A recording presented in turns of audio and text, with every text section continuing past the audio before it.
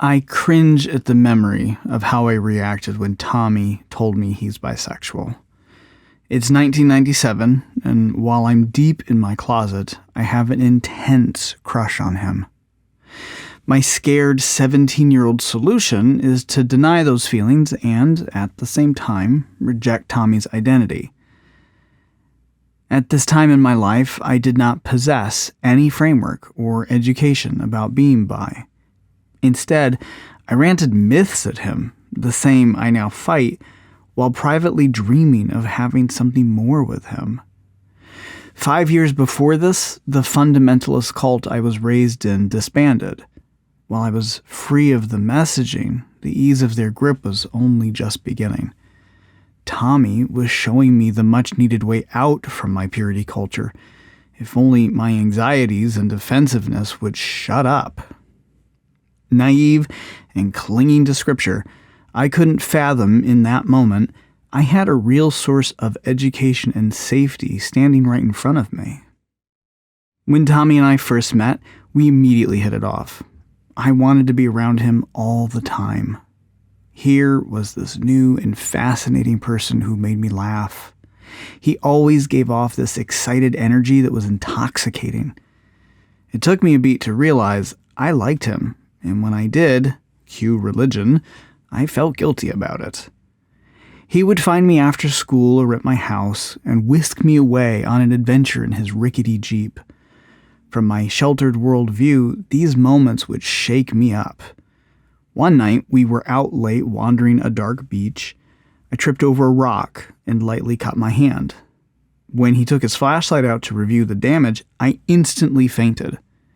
He gently tapped me with his steel-toed Doc Martens, thinking I was pretending or playing a gag. Eventually, he had to wake me up properly. He then took me to the hospital where I got stitches and had a very awkward call home to my dad at midnight. I thought Tommy was everything I couldn't be. Cool, seemingly relaxed, and he was freely out. I was the Felix Unger to his Oscar Madison. Even though I was a nervous wreck, I tried to be more relaxed when around him. He was outdoorsy and talented in everything he did, not to mention fiercely intelligent and funny. He stood up for his beliefs, and he never backed down from a fight. He was tough, yet he had this twinkle in his blue eyes when he'd smile. It was the kind of smile that either meant he had just done something to fuck someone up, or we were about to do something crazy. I'll never know what he saw in me, a walking panic attack, but he laughed at my jokes. I always felt safe with him, especially in that emergency room. My quote-unquote church programming made me terrified of the world around me. Moving out of a fundamentalist Christian school, my parents gave me a long leash for public school. They expected my anxieties, and God, to keep me in check. It worked. I never did anything too stupid. Whenever I sat with my feelings towards Tommy, my inner religious trauma told me it was game over. Here he was, the safest person in my life to ask about these feelings that had plagued me, but I was so scared to lose him as a friend. The anxieties were overwhelming, and I panicked at his coming out moment to me. I was a horrible friend that day. For the late 90s, this was the most honest conversation someone could have about being bisexual. My denial tapped all the classics, that being bisexual wasn't real. I told him he was making it up. I told him he had to choose. Just one misinformed thought after another. I hate the person I was that day, denying his existence, his reality. I was a walking algorithm of all my fears. They were all slipping out cruelly to my friend. I regret everything I said and did. I especially regret not listening.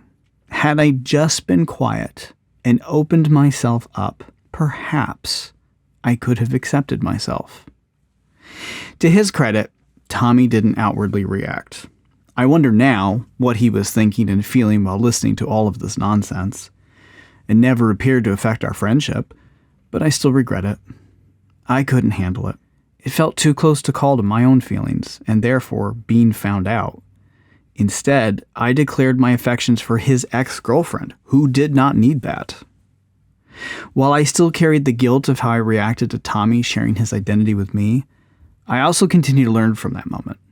Now, much later in life, Tommy is on my mind when I share my identity. He taught me at that moment how to handle the reactions, whether positive or negative. Tommy taught me to be patient with the people I love, but not stop being my true self. Tommy continued to tell me stories of various relationships he had over the years. Sometimes I wonder if I missed out on a relationship with him. I regret not having that chance. Or perhaps he was just trying to live his life while being out and educating his problematic friend. After my first year of college, I lost track of him. In recent years, we've reconnected on Facebook and Instagram.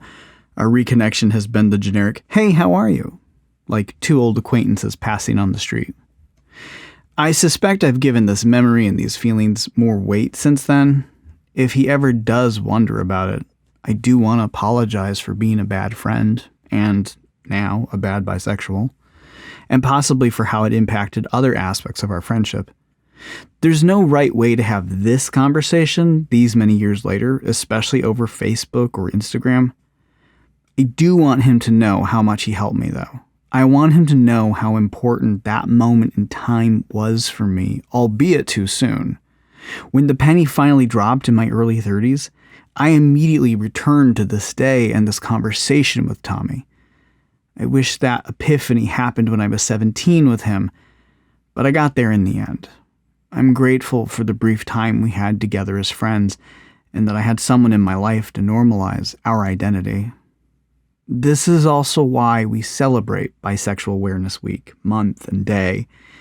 We need these stories, the education, and the normalcy to break through, so that every bi plus person sees themselves.